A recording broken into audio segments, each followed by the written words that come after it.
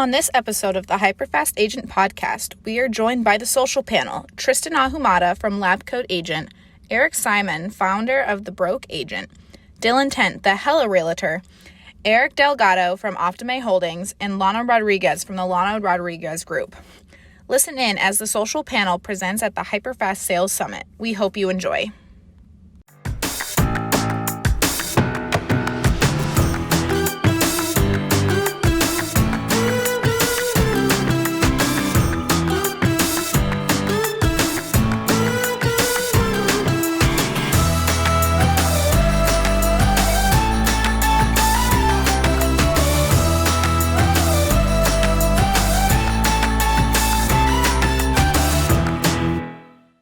We ready for this? I think so. All right, good. Let's just kick it off. I was waiting for another point of intro, but good handoff, man. I love it. Thank you. All right, let's start with Lana. Lana, thanks for joining us. And this is the second time you'll be on here. But let's talk about TikTok. You went from zero to an absolute superstar on TikTok just over this COVID period, where you got blocked from Facebook, but discovered that TikTok ended up being a blessing, right? That's exactly what happened, Tristan. With that, how would you suggest someone like our audience right here start with TikTok? Someone that's brand new, someone that says, I don't think I understand this. What would be the one thing you could say, hey, forget everything else, just do this and get started? Yes, Tristan, what a perfect question.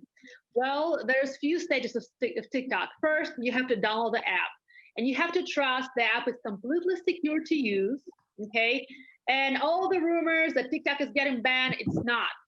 Nothing been scientifically proven that TikTok is not safe to use. Then start scrolling through FYP page. Just start scrolling, looking at the content. As simple as that. Then, as soon as you're gonna start scrolling on the content, you will start relating to some of the content. For me, even though I'm in real estate sales, for me, mom content is very dear to me. And also humorous content is dear to my heart. So I relate to those. I also went on a weight loss journey last year. So all the healthy recipes, it's kind of my type of thing. So that's how I personally started using TikTok. And when I was scrolling, just in the viewer stages, I started relating. I was like, I can do this. Like, this is so funny. Why don't I try it? So then I just started simply creating TikTok for myself. Okay. My goal was not to go viral, not to get publicity. One thing about TikTok is when you post a TikTok, it automatically downloads on your phone. So it becomes a piece of content. You can either send us a text message, Instagram Reel, or even Facebook. And actually, earlier today, I shared with our dear audience, my first viral TikTok was simply how I felt, a young mom on quarantine joining TikTok and not be able to master the dances. And I feel like I need to go back to Facebook. Well, it's actually picked up a little bit of virality because people related. So another thing about TikTok, do what makes you happy. Don't try to be somebody you're not. Practice and try to do little things. But for me, mom content is great. Humor is great. That's why I love Broke Agent so much. Hey, what's up? Hey, how's it going? Hey. So that's my big. It's a perfect transition, Lana, because not only am I a fan of every one of you here, I think that's a really good point, which I'll go to Eric on this. What's up, Eric? Thanks for being on, man. Question for you. How you doing? Thanks for having me. TikTok. Rise of TikTok and your success with what you do, how are you approaching TikTok versus Instagram? Have you seen changes between how you approach both or not yet? Yeah, well, Instagram recently just changed its algorithm actually to promote Instagram Reels content. And Reels is basically the TikTok of Instagram.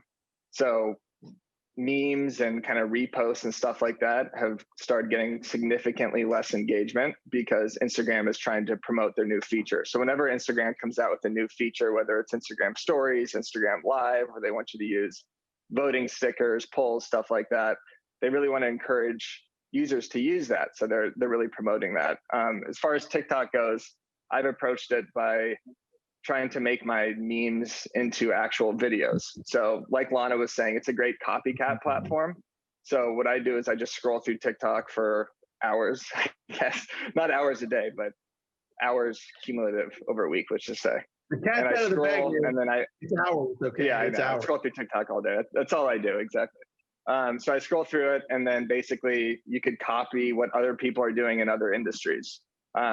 It's a copycat platform. So if you see someone using a viral song or a viral trend, I just think about how I could tailor that to real estate content. And a lot of realtors can do that as well. And it doesn't have to be funny. I like to like act out skits or just say ridiculous stuff on TikTok, but I think it's a great opportunity for realtors to kind of use music, use the captions, and use their editing software, because that's kind of the future of video right now, as you can see, like Instagram Reels adopting it. So the more you use TikTok, the better it's going to be for you on Instagram and stuff as well.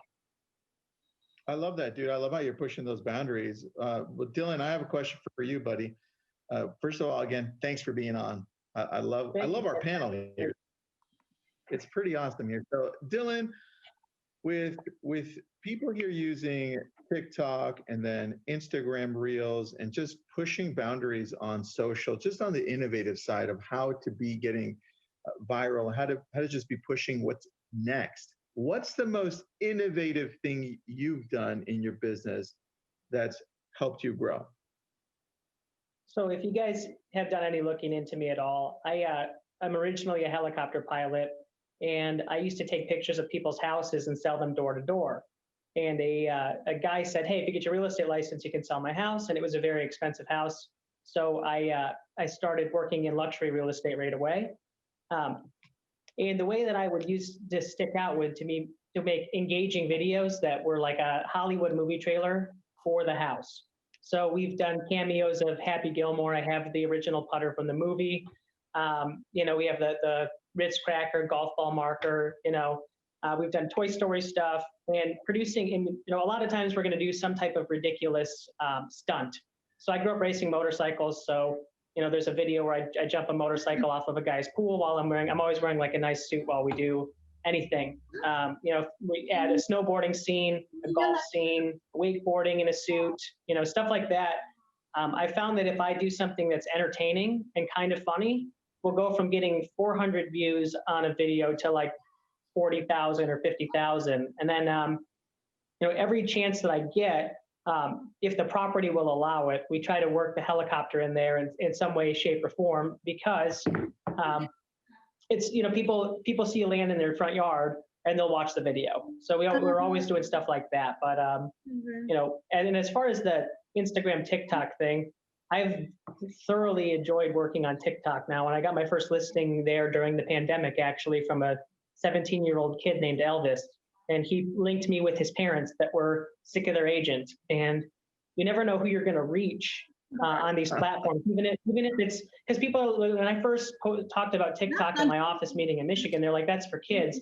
And I'm like, "Yeah, but those kids have parents that have houses to sell." And that was where I got my first one. And last year, my largest sale in Michigan, which we don't have that crazy of prices here, but it was a $3 million house, and their son saw me on Instagram and said, "This is going to be the guy that sells your house." And so it's very, very interesting. Dude, I love that connection. I love how you do that. And I'm going to ask a few more questions in a little bit, but I want to get to Eric. Eric Delgado, thanks for joining us, buddy. Appreciate you. You bet. Thank you. With what we're hearing over here on just the cool stuff that these people are doing, what's your biggest tip or advice on why real estate agents should start using LinkedIn? Because that's the shift that we have, TikTok, Instagram. Dylan's got a combination here, but you go all in on LinkedIn. So why LinkedIn? It's funny, as Dylan mentioned, there's these little preconceived notions about things like TikTok or things like Instagram and what have you. And there seems to be this preconceived notion about LinkedIn that LinkedIn is really not meant for networking to a way that social media is. And I think that's actually slightly incorrect. I mean, LinkedIn, I mean, everybody's heard the 3 degrees of separation, right? You're 3 degrees away from somebody you need to meet. You always have this idea that if you wanted to meet somebody, and as Dylan mentioned in his past experience, he was able to meet somebody who wanted to give him the $3 million listing purely based on going door to door and handing out the business cards around or the pictures of these homes. Well, guess what? You're going door to door in a social media platform called LinkedIn, handing out your business cards. And as you're handing out your business cards, there are 3 things you really want to make sure you achieve as you're going through LinkedIn. The first thing is really defining what who you are and what you want to accomplish. The second thing is, what's my message? Who am I marketing to? And what am I trying to sell? And the last thing is, how do I disentangle all of my friendships and networks that I've been able to establish over time? Because guess what? One thing that LinkedIn isn't, at least not right now, it's not a place where you're going to put like funny videos or things about your son's baseball game. It's going to be about what you're accomplishing, what articles you've written, what successes you've just had or just made about selling that $3 million home. And those are the things that start conversations, and they really disentangle a bunch of networks. So it's been a big part of my game. It's a really huge opportunity for a lot of agents, because I really know, like, if I were to ask right now, and if I could see the hands of people, how many people actually have the LinkedIn app downloaded on their phone? I'd guarantee you half the people wouldn't actually have it on their phone. And it's fun. It's interactive. They've done a really good job cleaning it up, and I use it on a daily basis, 10 times a day. All right. So Eric, with that, I want to ask you one more question, and then go to Lana. But with LinkedIn, how are you leveraging it? Like, what are you doing that's making you successful in it? Can you go through some steps that we can use? Because you're right. I mean, I do have the app on my phone, but I don't use it as often. And I gravitate more to Facebook and TikTok and Instagram, and LinkedIn's kind of like that ugly stepchild for me. So how come it's like a superstar for you? How do you use it? So it's interesting. I actually did a training with some of our new agents here at the Keri team, and we did this one exercise.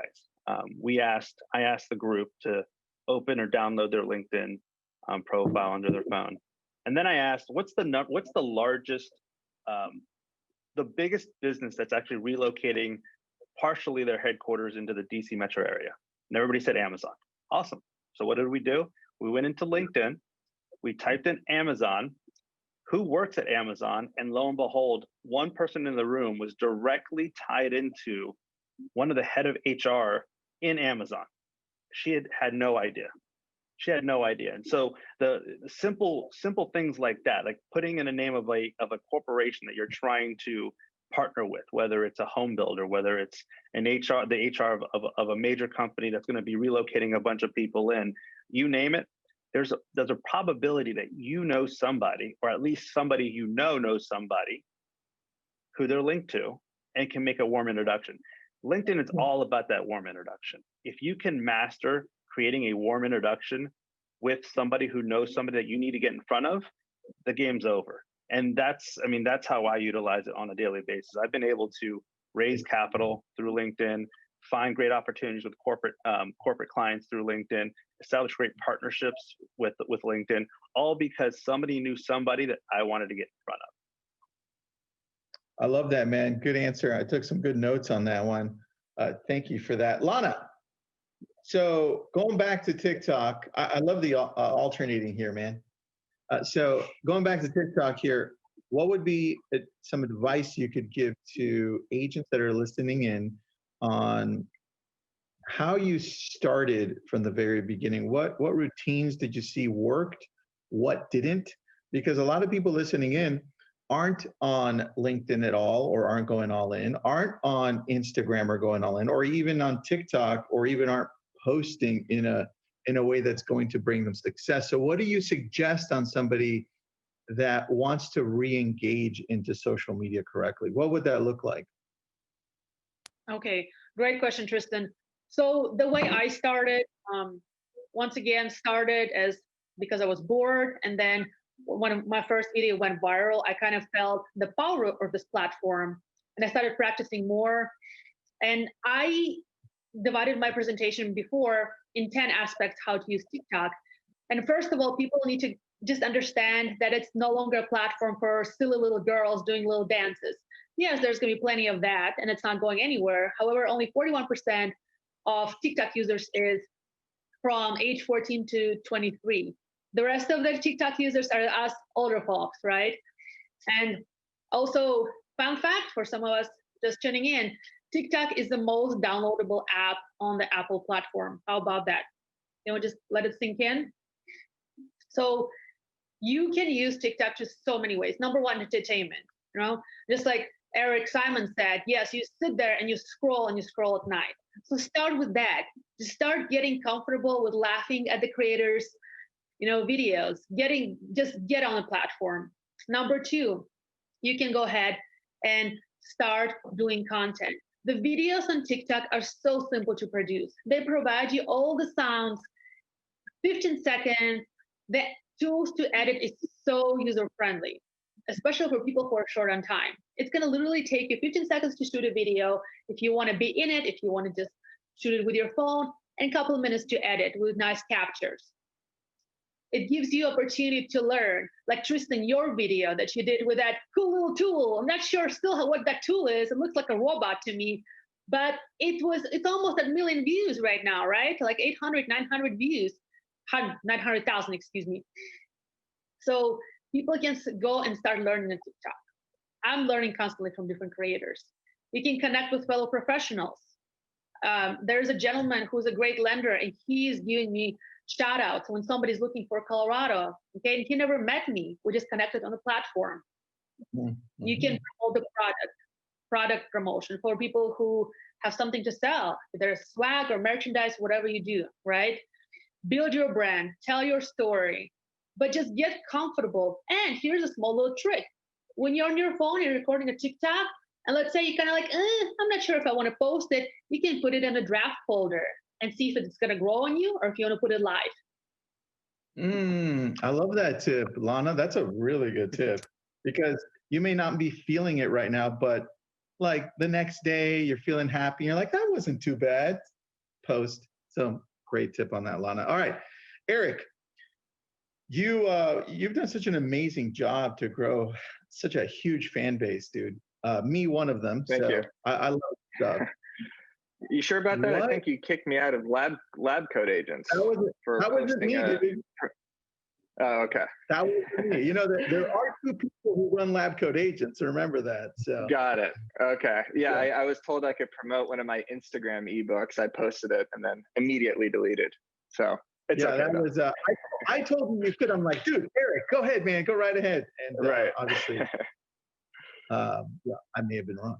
So it's okay. You're awesome, lab code agents are. I'm sorry. Go ahead. No, you've done some amazing stuff, man. And so I think people looking in and saying, wow, I could never do something like that. That's just awesome. He's so creative. He's so funny. Can you break down any processes that you think help you in creating this content consistently, where like Eric or Lana and Dylan could be like, oh, that makes sense. This is what you do. Can you break that process down of how you do that? Yeah, I was going to say that lab code agents has actually been a good source of content for me, because it helps me kind of look into what conversations are going on within the industry. And people also share funny videos, funny text conversations, stuff like that. So a lot of these Facebook groups is kind of where I could mine some of my content. But I get a lot of content ideas from other creators.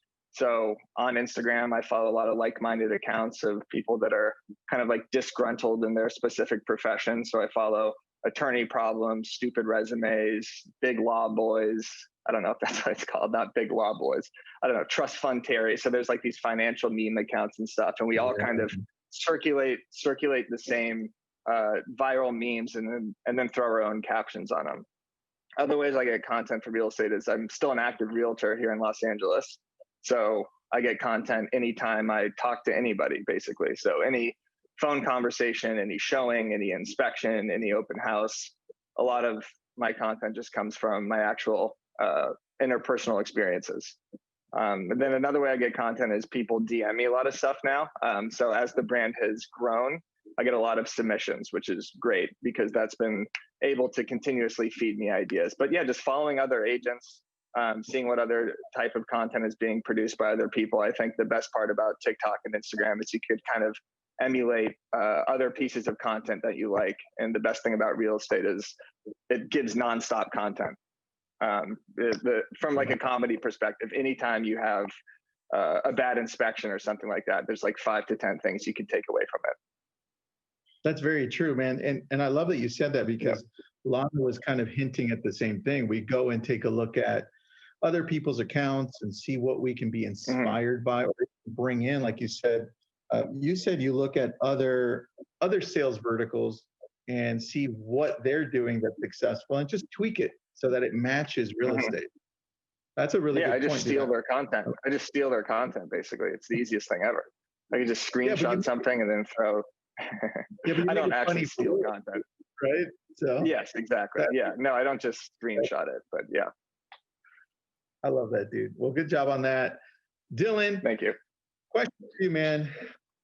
In general, how can a business increase their engagement on social? Because you hit on a little bit of it when you answered the question the first time, when you said, look, I tried to just go a little bit more extreme, make it a little funny, create more engagement. What do you think is a secret to engagement and to just go to that next level? Well, anything with a video, the first 3 or 4 seconds is so important because that's like somebody's decided if they're going to watch your video in the first 3 seconds. So the thumbnail gets really important. And then I always tell my video guy, here's like the stunt for whatever the video is.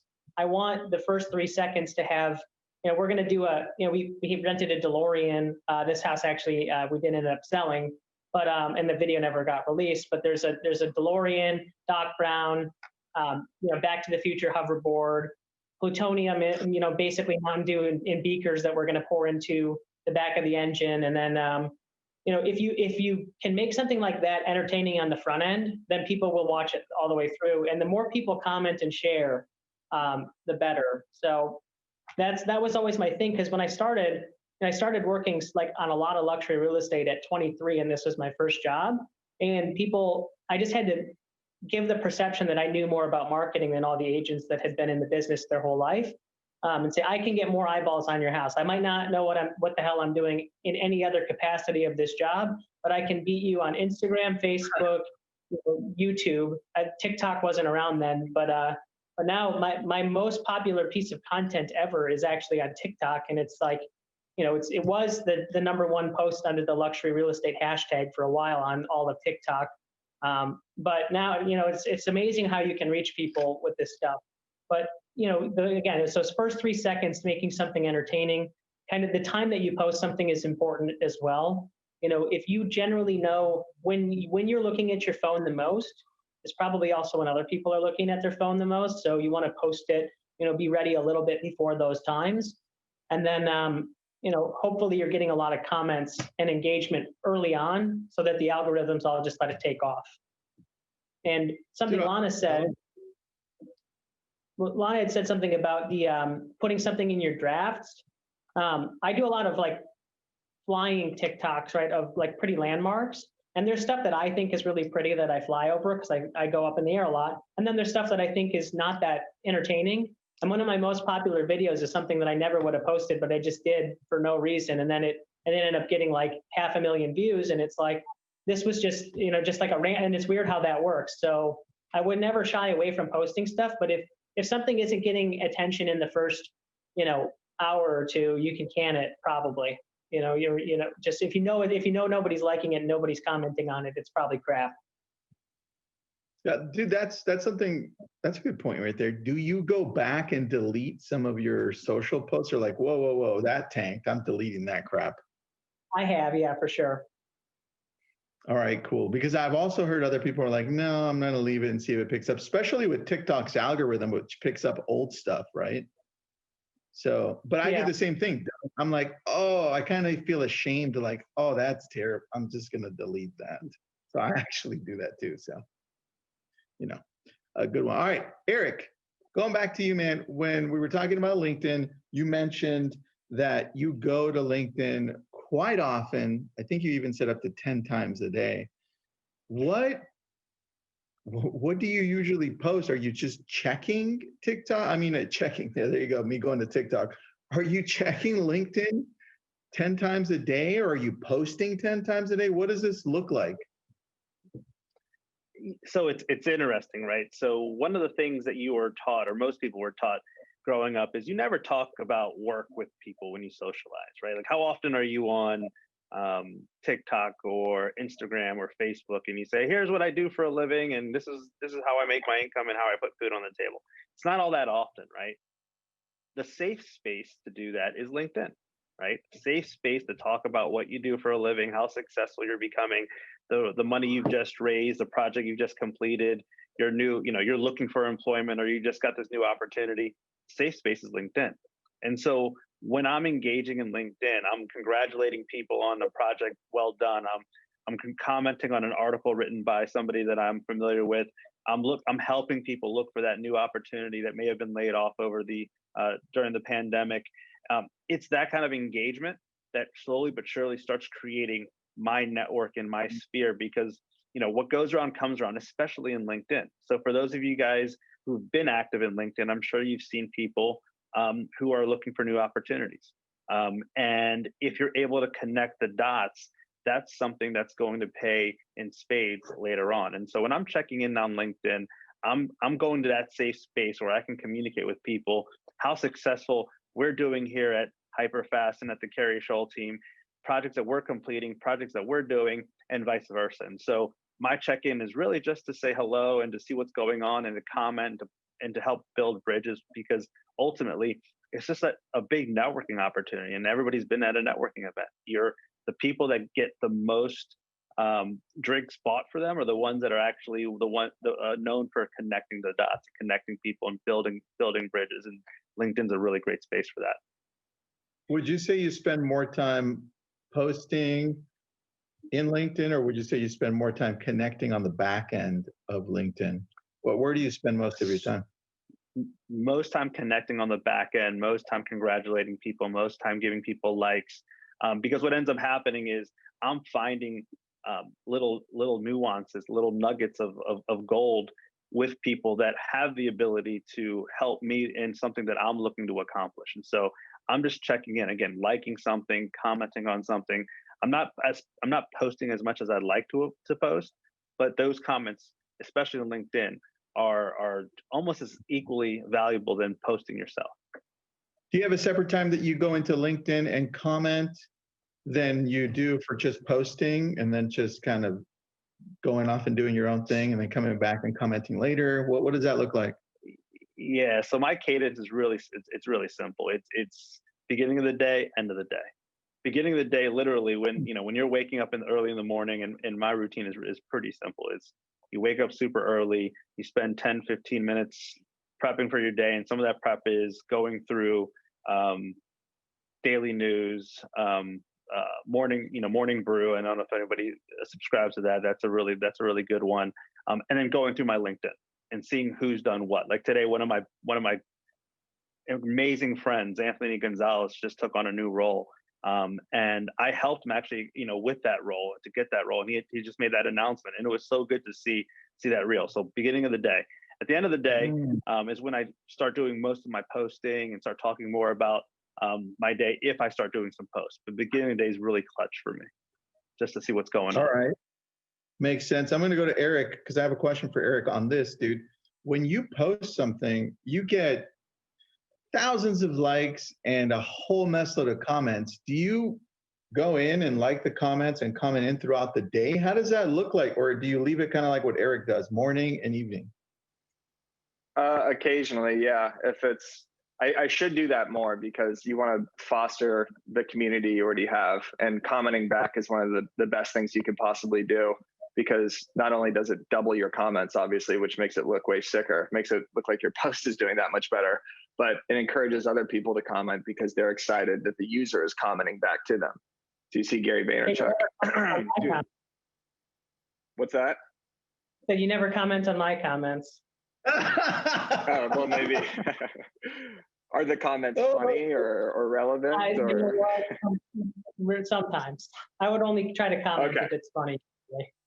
Okay, got it. I'll look out for them. I'll look out for them more specifically now. But yeah, the commenting back is a great way to encourage people to engage further because they feel like they're establishing a more personal relationship with that creator.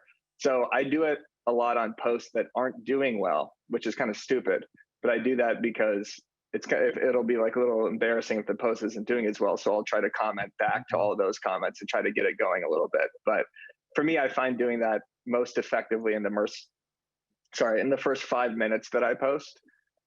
So if it gets 10, 20 comments in the first 5 minutes, that's when I try to do it right away, because then people realize that I'm commenting back, and that encourages people to continue to comment. That makes sense, man. That makes sense. All right, let's see what Lana's got to say on it. Lana, what do you got to say on this whole engagement part of it?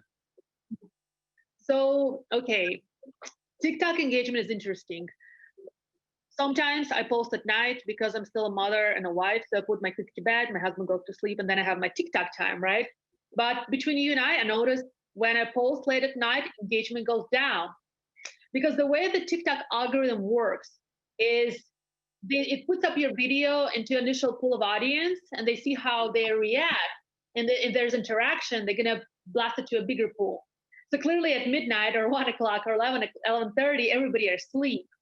So that's when I see my engagement goes down. And actually midday is when I see my engagement picking up. It's simply on TikTok. And somebody had a question here from audience, and I believe the question is, what's been your return on investment on TikTok and how many actual deals? Well, in my earlier presentation, I actually had a social proof that TikTok is not only a dancing platform, we have actually gotten real clients out of it. My first TikTok lead was from my local, hyperlocal post. I live in Colorado, so I simply did a Colorado check post with my phone, and that's how we got our first investor client. He's going to be buying a quadplex for our daughter. He actually came out to our client event, and we had a meet and greet with him. I have gotten a few Instagram messages from people who follow me on TikTok and who find me on TikTok looking to buy or looking for referral for another agent. And just recently, actually 2 days ago, somebody messaged me, hey, are you in Colorado? He happened to be a fellow creator who I follow on TikTok, and he's an agent, and he has a referral for me. So if you work this platform right, it will gonna have a great return on investment of your time. All right, I like that. What about you, Dylan? Anything you want to add on engagement, commenting? How long do you spend on doing that? Because you're the one who got that person on TikTok who said, hey, my parents got to sell. I mean, how did that whole process happen? I try to respond to every comment on Instagram for sure, and on TikTok as well, to a point. If something's going super viral, it's going to be tough to do, respond to everyone. And a lot of times I'm just teasing the people that are commenting on me, especially if they say something stupid. I don't know why that's fun to me, but if somebody says something like, I am sometimes kind of mean to people on there, but I do agree though. They like when you're engaging with them, and then they say something fun back, and I realize that the person has a sense of humor and a personality, But I definitely like to engage with everybody.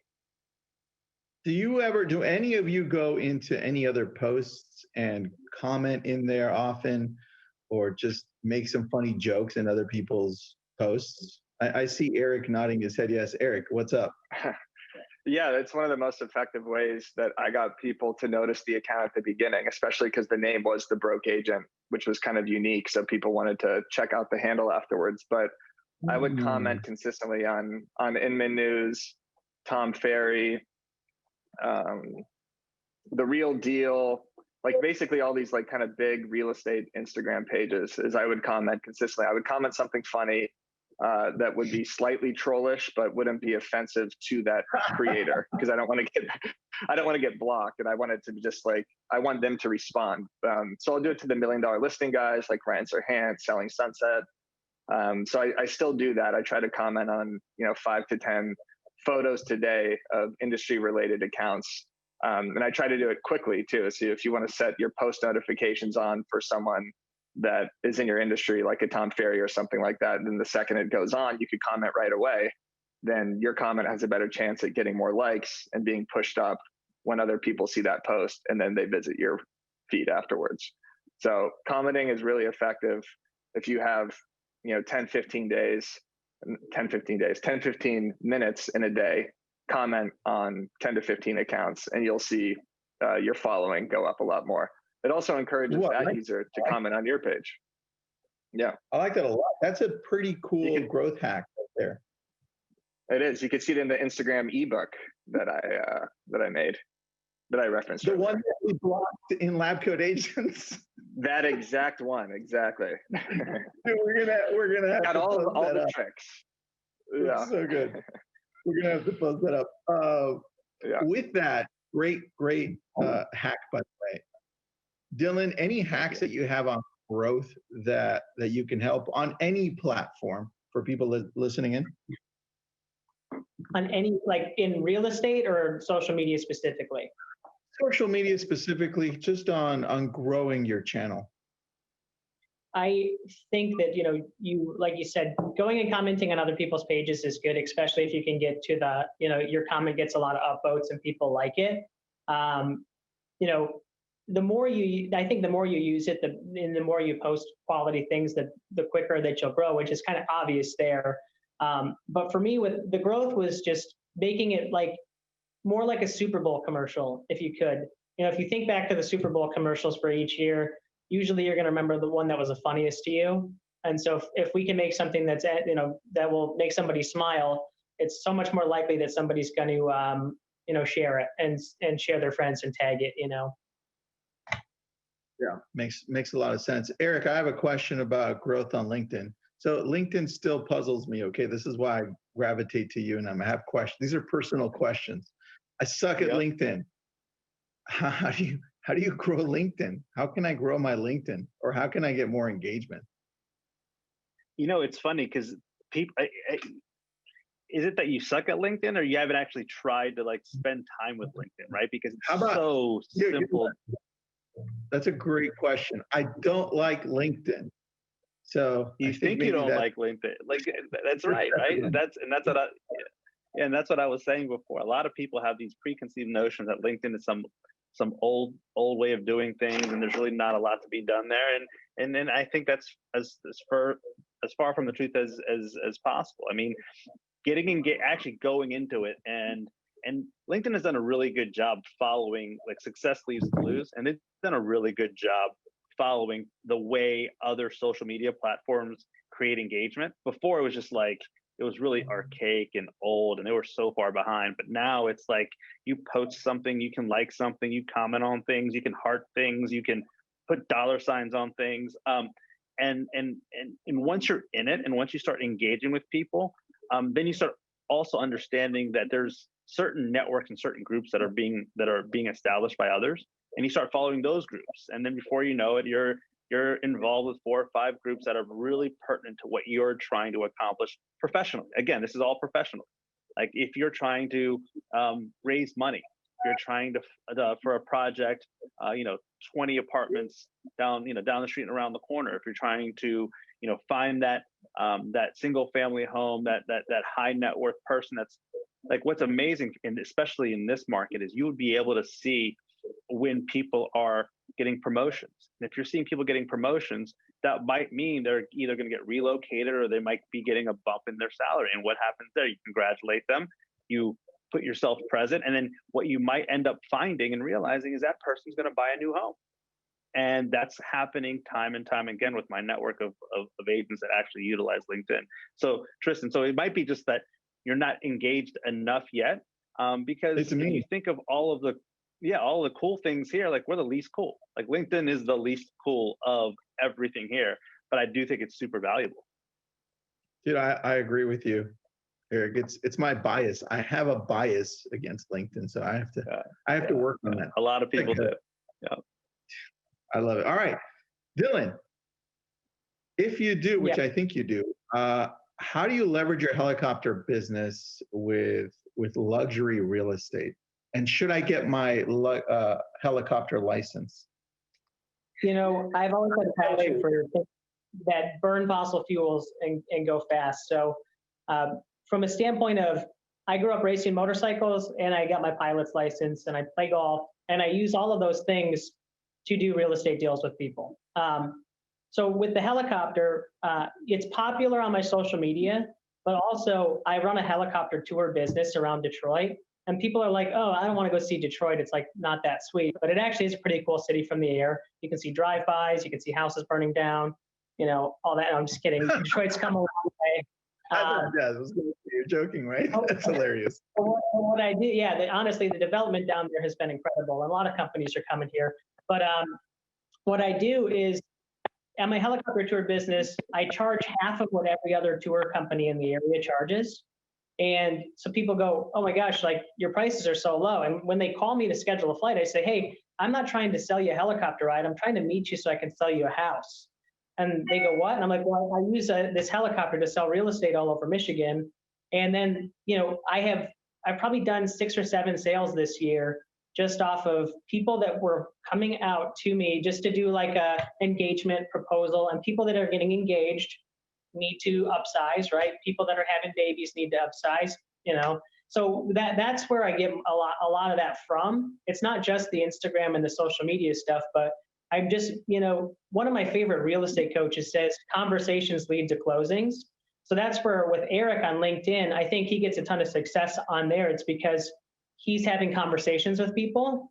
There's also the agents that cold call, and I think there's a place for that in the market. I don't cold call at all because I don't enjoy it, but I do call people all the time that I know that are interested in motorsports that I'll actually be able to build a connection with, or different pilots. So I'd rather, I'd rather spend time sitting at a motorcycle dealership, hanging around the guys talking about racing than I would at my office, cold calling people about real estate, because I'll connect way more with a pilot or a guy with a sports car than I will with somebody, maybe the doctors and the lawyers of the world. I just kind of know my audience and, try to spend as much time around them as possible. I love that, dude. I love that. So what would you then consider to be successful, or how can we measure success based on how you measure it on social media? What does that look like? Is it an actual closing or is it a connection? It's a closing for me. I think in every advertisement that I send out, there has to be, even if it's a postcard, there has to be a way to track it, and there has to be a direct way to measure, like using something like a ClickFunnels, right? If I send out a postcard to a certain neighborhood, I want to see how many people from that neighborhood entered their email address into my website so that I can send them a market analysis. And if it just has to be some type of direct response. So if it's a click to a website, a comment, or a like, or a phone call, ideally, that would be the best. And I get to kind of test this out with 2 different businesses because of the tour business. I do a lot of tours from TikTok, right? I do a lot of helicopter content for TikTok that I convert into real estate sales, but it starts from one thing to the other. And sometimes people ask me, well, I don't have a helicopter. How can I use this in my business? It's like, well, what do you enjoy? If I was a scratch golfer, I would play golf at a different neighborhood community golf course every single day with 3 strangers. Join a tee time that has 3 strangers. Bring Gatorade, bring beer, bring candy bars, and bring marketing material saying, I'm the golf realtor, and this would be for somebody that enjoys golf. And if you got to spend 4 hours every day with somebody that's interviewing you while you're doing something that you enjoy, you'll make a ton of connections. And that's where I joke, I'm not giving somebody a helicopter ride. They're interviewing me to sell their house and refer me to their friends. And my hangar is set up with all this display and marketing material and free snacks and stuff to keep them thereafter. So I'm not just like doing a ride with them and shooing them out the door. I need to build a real connection with somebody, which can sometimes be hard over these platforms and apps. But if you can find a way to spend a lot of time with the people, then that's would be the thing I think is most important, or most connections. I love that. I have a quick question for all 4 of you. And then there are a couple of questions that any of you can answer from the audience. All right, I'm going to start with Lana. Lana, what's your favorite social media platform and why? Haha. Well, happens to be a TikTok. Who would have guessed, right? And I'll tell you why. We're never good. Never. Yeah. Ha ha ha. TikTok lets me be who I really am, and I feel like I'm not being judged because my second favorite platform is Facebook. Okay, and that's where all my clients are, all my real estate connections. But do you guys feel like every time you post something on Facebook within your sphere, like, are they gonna like it? Like, what are they gonna think of me? Where TikTok, it's an open air. Whoever can see it. So, and it's the platform that can, the only platform that can help you grow so organically. And whatever Dylan said, helicopters is his thing, and that's fantastic. Now, for me, my thing, it's mom content and mom humor. I can reassure you, friends, that most of my TikTok followers are not Colorado buyers or sellers. They're moms across US. And I actually adopted a hashtag called Realtor Mom, been kind of on the top there for quite some time. I don't know, it just kind of resonated with me. And that's my thing. I feel very comfortable with mom humor, and it attracts fellow moms, and that's how I grew. Nice, I like that. You should also add, Lana, hashtag Colorado Mom. Colorado Mom. That'd be a good one. I tried, Yeah. but yeah. All right, Eric, question for you. What's your favorite food, buddy? Yes. Tell me. You serious? Yeah, chicken fettuccine Alfredo. I love it. And what's your favorite social media outlet? Instagram. Instagram for my content because it's a little bit more intimate than Facebook. Facebook, like sharing my content on Facebook could sometimes be troublesome for realtors because a lot of it is like inside joke about real estate agents that's kind of like giving away some of the game or kind of making them look stupid, basically. Not realtors look stupid, but just like some like a lot of what I cover is like the social anxiety or incompetence that some realtors like feel or have. So me posting something to Facebook might get less shares than something on Instagram because Instagram, it's more intimate. People are commenting and not everybody sees that they commented on an Instagram post.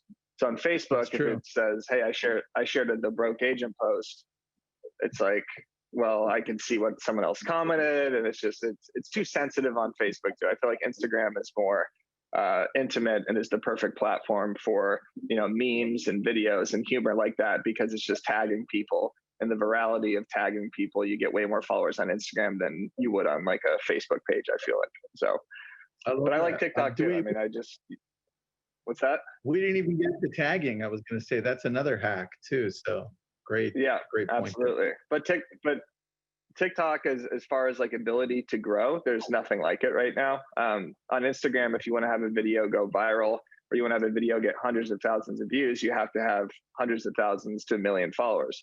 On TikTok, you could have 10 followers and post something and get hundreds of thousands of views. And the following, like the ability to follow on TikTok is also way easier because you're just watching that profile and then you just click that button. You don't have to go to their actual feed. So TikTok, as far as growth, is my favorite. Instagram, as far as my content right now, is my favorite. And fettuccine Alfredo is my favorite food. Yeah. I got you. All right, Dylan, what's your favorite car, buddy? My favorite car? Yeah. If I had to just pick one, that's no price. Not to keep forever. The Ferrari F40 it's a beauty. It would have to be. And I'm, not as much of a exotic. Like if I was going to buy something, I don't want to buy something for the flash, but for the engineering of that thing when it came out, it was just it was groundbreaking in my opinion. So. I like that. All right, social media platform. So I kind of similar with Eric. I spend more time and I enjoy TikTok more to consume stuff. But for real estate, I do like Instagram. I kind of have a question for you, Eric, though, because your page is generally geared towards. It's probably geared more towards you connecting with other real estate agents than it is maybe people that are buyers or sellers. So off of your page, do you do more? Do you do a decent amount of actual real estate business from it, or maybe is it more from referrals from agents? I have kept them completely separate. I want the broke agent brand to take over my life. I don't want to be a real estate agent anymore. My goal is for the broke agent to become my number one source of income, which it kind of is at this point. So my goal is not to, I mean, yes, maybe eventually like a referral network and everything, but I also create content for agents to share to their clients. That's a little like less agent specific. So it's like funny graphs, funny memes and stuff about like pre-approvals, estimates, kind of like more watered down, not watered down humor, but humor that's more specific for buyers and sellers as well. Yeah, because I'm not sure about you guys, but I spend a lot of time communicating with my clients through memes and GIFs, especially, you know, if they're ever saying something, if they're ever being unreasonable and you can send them a funny meme to diffuse the situation. I've done stuff from your page. I've tagged people on your page for that stuff all the time. But I always wondered if you were more of an agent or of a content creator for agents. Yeah, I mean, it's half and half right now, but it depends how busy I am. If I'm really busy with my real estate stuff, you'll see my posting and everything go down. And if you see my posting go up, that means I have like no leads or anything going on at the moment. So I'm posting 3 times a day right now, so you could guess which one is going on. Yeah, makes sense, dude. I love that. Yep. That's a really good answer, Dylan. So you gravitate, Dylan, towards TikTok and Instagram. Those are the two. Yeah, Instagram's where I've made more money off of, or like if I was going to just track commission earned, for sure, Instagram. And, you know, the funny thing is like Michigan's not that big of a place. And, you know, everybody knows like 7 or 8 real estate agents. So if in my market, if somebody brings up real estate agents, they'll be like, oh, that's great, you're in real estate, but have you seen what this guy has done? And I get brought up a lot for the ridiculous stunts. Then it's not the helicopter, it's the stunts and the stupid videos that I do. Like, you know, we jumped over a guy's house on a motorcycle. And so I'm not even there in the conversation about real estate, but if somebody brings it up, I can get brought up pretty regularly from people in my age group and my demographic. And that has been, you know, extraordinary for me. And that's all probably been because of Instagram. And that's where I get these people, you know, connecting with me that even like there's an architect I know, he's older, and I told him, hey, you got to start posting your stuff on Instagram and TikTok. And he's like, dude, that's not where my client is. That's not where my client is. So I got him to start spending $1,000 a month on Instagram ads.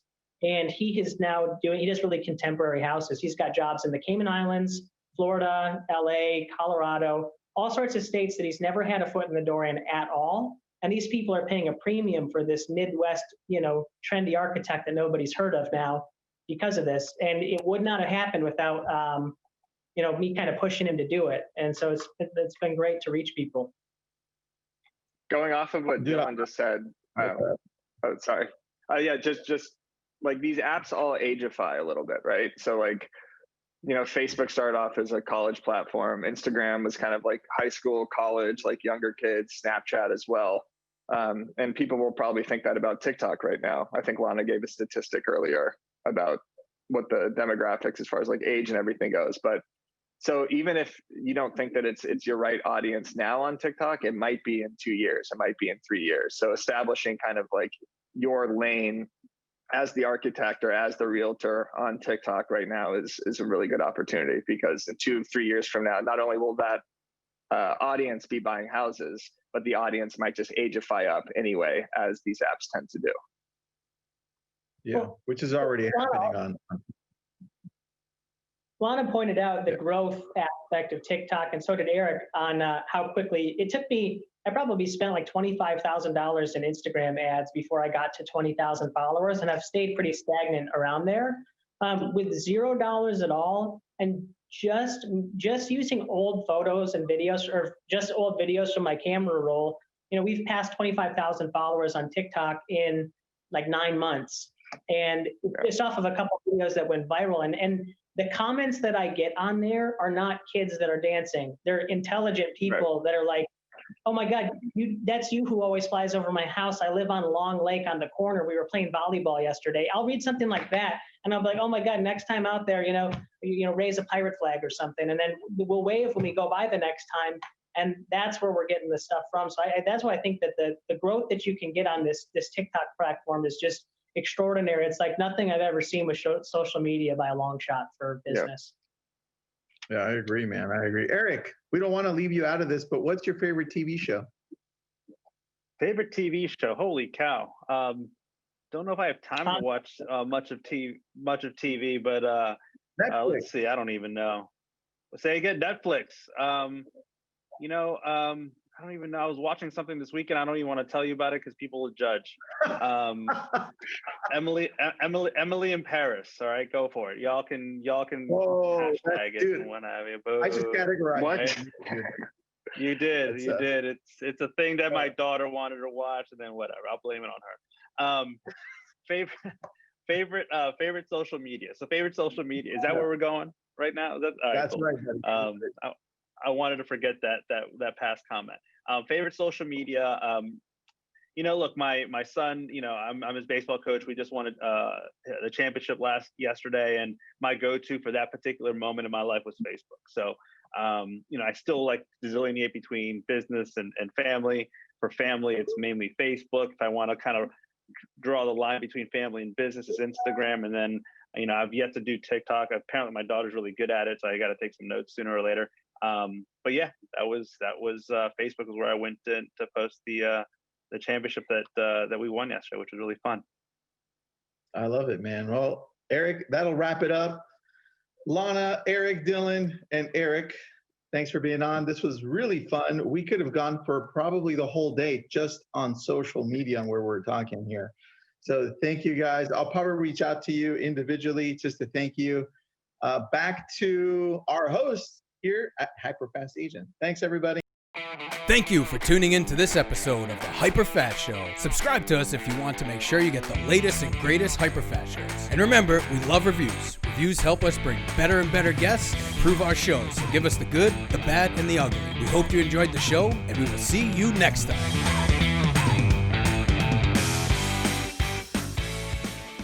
Thanks for staying to the end of our video. For more videos like this, click here. If you're looking to get notifications when we do a new video, make sure you subscribe below. See you soon.